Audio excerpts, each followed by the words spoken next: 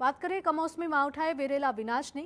2 દિવસ જે રીતે રાક્ષસી પવન અને માવઠાના કારણે બાગાયતી પાકોને મોટા પ્રમાણમાં નુકસાન થયું છે, જેમાં આફતે મોરબીના હળવદમાં લીંબુના બગીચાને પણ પોતાની ઝપેટમાં લઈ લીધું હતું। આપ દ્રશ્યોમાં જોઈ શકો છો કે ભારે પવનના કારણે લીંબુનો પાક ખરી પડ્યો છે। કાચા લીંબુ મોટી સંખ્યામાં ખરી પડતા ખેડૂતોની આવક પર સીધી અસર થઈ છે। એક બાજુ ઉનાળાની શરૂઆત હોવાથી લીંબુના ભાવ બજારમાં આસમાને છે, ત્યારે સારા ભાવ મળવાની આશા વચ્ચે નુકસાની થતાં ખેડૂતોને મોટો આર્થિક ફટકો સહન કરવાનો વારો આવ્યો છે।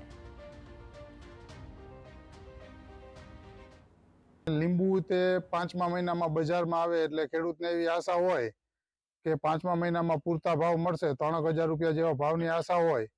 અને જે લીંબુ અત્યારે ખરી ગયું એટલે લીંબુમાં પણ તમારે આખી સિઝન ફેલ ગણવાની।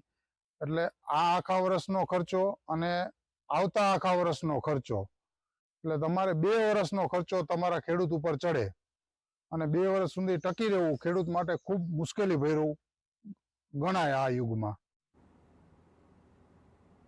એટલું જ નહીં, ખેડૂતોનો મોટા પ્રમાણમાં કેરીનો પાક પણ ખરી પડ્યો છે। જાણે આખી આંબાવાડીમાંથી જ કાચી કેરીઓ ખરી પડી હોય તેમ ચારે તરફ વાડીમાં કેરી જ કેરી જોવા મળી રહી છે, જેથી ખેડૂત પણ હાલ સરકાર પાસે આશા રાખી રહ્યો છે કે સરકાર સર્વે કરીને સહાય ચૂકવે। તમારા આખા વર્ષનો ખર્ચો ચડ્યો હોય, આખા વર્ષની મહેનત હોય આના પાછળ, અને તમે વૈદિક પદ્ધતિથી ખેતી કરતા હોય એટલે ખૂબ કાળજી અને ખૂબ મહેનતથી ખેતી કરેલી હોય, એના કારણે આ નુકસાન ખૂબ મોટું થાય છે। અને વૈદિક પ્રાકૃતિકના ભાવો પણ ખૂબ વધારે હોય છે બજારમાં। અને આંબાની સિઝનમાં તો એક જ ફાલ વર્ષમાં આવે છે, તો હવે બીજો ચાન્સ ખેડૂતને મળવાનો નથી।